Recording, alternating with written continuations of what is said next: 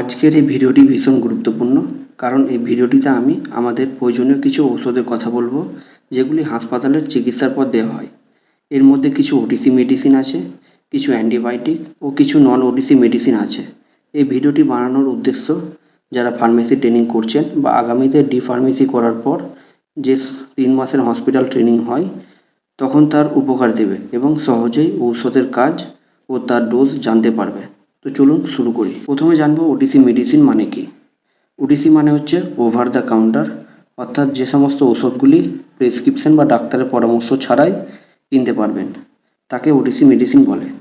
যেমন আপনার মাথা ব্যথা হলে আপনি প্যারাসিটামল খাচ্ছেন, অ্যালার্জির সমস্যা হলে অ্যান্টিহিস্টামিন খাচ্ছেন, আবার কৃমির সমস্যা হলে অ্যালবেন্ডাজল খাচ্ছেন। এগুলি হলো সব ওটিসি মেডিসিন। এবং নন ওটিসি মানে হচ্ছে যেগুলি আপনি ডাক্তারের পরামর্শ ছাড়া কিনতে পারবেন না। যেমন ঘুমের ঔষধ, অ্যান্টিবায়োটিক, রক্তচাপ কমানোর ঔষধ, ডায়াবেটিসের ওষুধ। এই ওষুধগুলি আপনি ডাক্তারের পরামর্শ ছাড়া কিনতে পারবেন না। হাসপাতালে দেওয়া হয় এরকম প্রথম ওষুধ হলো কৃমির ওষুধ। আমাদের পেটে যখন কৃমি হয়, তখন এই কৃমি আমাদের শরীর থেকে রক্ত পুষ্টি শুষে নেয়। ফলে যাদের দেহে কৃমি হয়, তখন তারা রক্তশূন্যতায় ও পুষ্টিহীনতায় ভুগে। এই জন্য ডাক্তাররা পরামর্শ দিয়ে থাকেন 3 থেকে 4 মাস পর কৃমির ওষুধ খেতে হবে। কৃমির ওষুধ 2 ধরনের হয়। একটি হচ্ছে অ্যালবেন্ডাজল চিউবল ট্যাবলেট, আরেকটি হচ্ছে মেবেন্ডাজল চিউবল ট্যাবলেট। হাসপাতালে অ্যালবেন্ডাজলটি দেওয়া হয়। এটি 400 mg আকারে ছিল। আজকে একটি এবং 14 দিন পরে একটি চিবিয়ে খেতে দেওয়া হচ্ছিল, এবং বাচ্চাদের ক্ষেত্রে অর্ধেক করে ভেঙে আজকে একটি এবং 14 দিন পরে একটি চিবিয়ে খেতে বলা হচ্ছিল, এবং খুব ছোটোদের ক্ষেত্রে সিরাপ আকারে পাওয়া যায়। এরপর প্যারাসিটামল পাওয়া যাচ্ছিল, যেটি ব্যথা বা জ্বর কমানোর জন্য দেওয়া হচ্ছিল। এটি দিনে 2 বার থেকে 3 বার খেতে বলা হচ্ছিল, এবং কিছু সময় এসওএস, যার মানে হচ্ছে প্রয়োজন মতো খেতে বলা হয়। তবে খাওয়ার মধ্যে অবশ্যই 4 ঘন্টার গ্যাপ রাখতে বলা হচ্ছিল।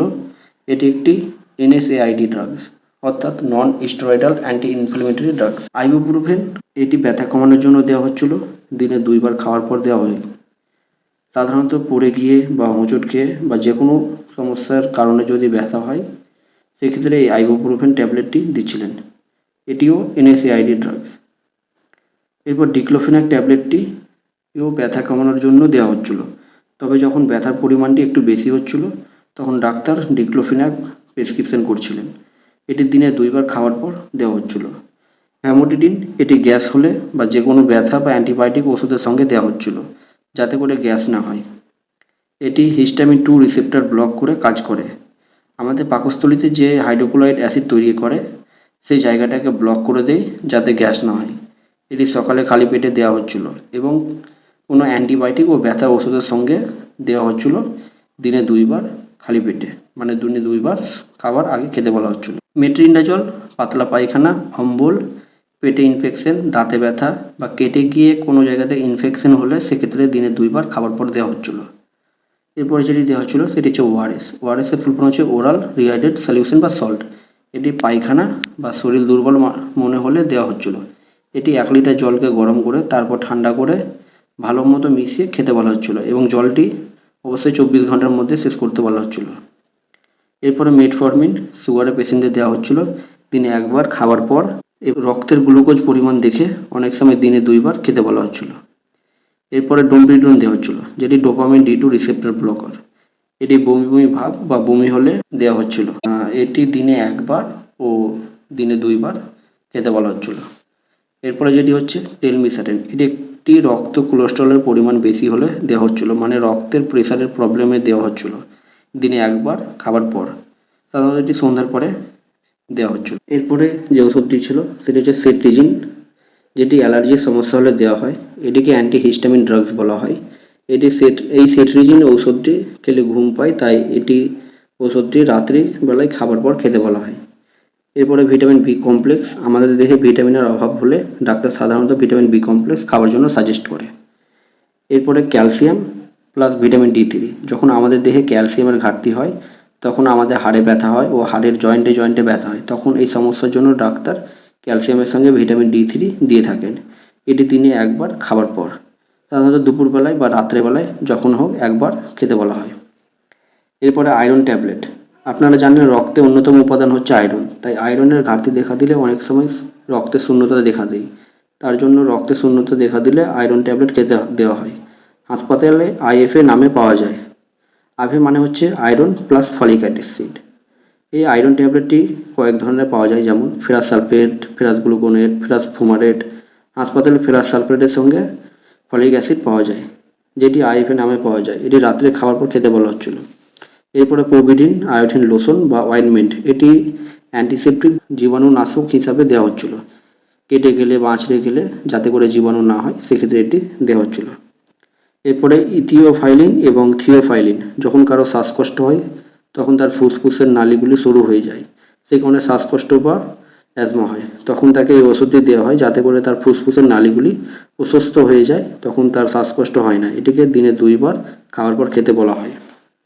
এরপর অফ্লক্সাসিলিন, এটি অ্যান্টিবায়োটিক ওষুধ। এটি বিভিন্ন কারণে দিয়ে থাকেন।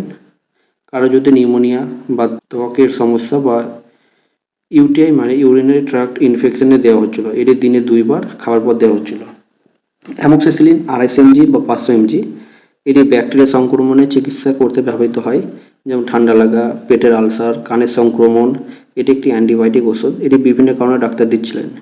এটি দিনে 2 বার খেতে বলা হচ্ছিল। এটি সিরাপ আকারে ছোটো বাচ্চাদের দেওয়া হচ্ছিল এবং অ্যামোক্সিসিলিন 125 mg ডিসপার্সিবল ট্যাবলেট আকারেও দেওয়া হচ্ছিল, যেটি জলে গুলে খেতে বলা হচ্ছিল।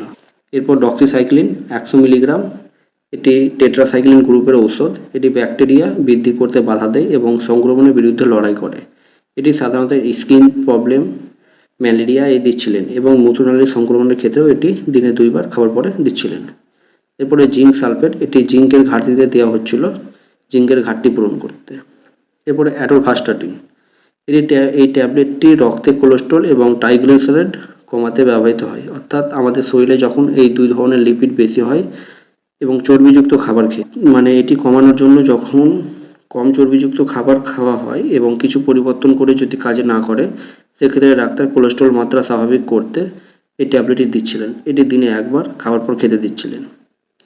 এরপর অ্যামলোডিপিন, এই ট্যাবলেটটি রক্তচাপ বা ব্লাড প্রেশারের জন্য দেওয়া হচ্ছিল। আমাদের নর্মাল ব্লাড প্রেশার 120/80। এই ব্লাড প্রেশার পরিবর্তনে এই ওষুধটি দিচ্ছিলেন। অ্যানজাইনাতেও এই ওষুধটি দিচ্ছিলেন। এই রক্তচাপ কমানো বা অ্যান্টিবায়োটিক বা সুগারের ওষুধ খাওয়ার আগে অবশ্যই ডাক্তারের পরামর্শ নিয়ে খাবেন। এগুলি আপনাদের শিক্ষার উদ্দেশ্যে বলা হচ্ছে। এই চ্যানেল কখনোই নিজে থেকে ওষুধ খেতে বলে না।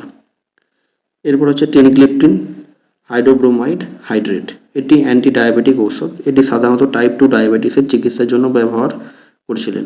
এটি অন্য ওষুধের সাথে একত্রে ব্যবহার করছিলেন। এটি দিনে 1 বার খাওয়ার পর দিচ্ছিলেন। এরপর সিপ্রোফ্লক্সাসিন, এটি অ্যান্টিবায়োটিক ঔষধ। এটি বিভিন্ন চিকিৎসা করতে ব্যবহার করছিলেন, যেমন নিউমোনিয়া, টাইফয়েড জ্বর, ডায়রিয়া, ত্বক, হাড়, যৌনবাহিত রোগ, এছাড়া বিভিন্ন রোগের চিকিৎসাতে দিচ্ছিলেন। এটি দিনে 2 বার খাওয়ার পর খেতে দিচ্ছিলেন।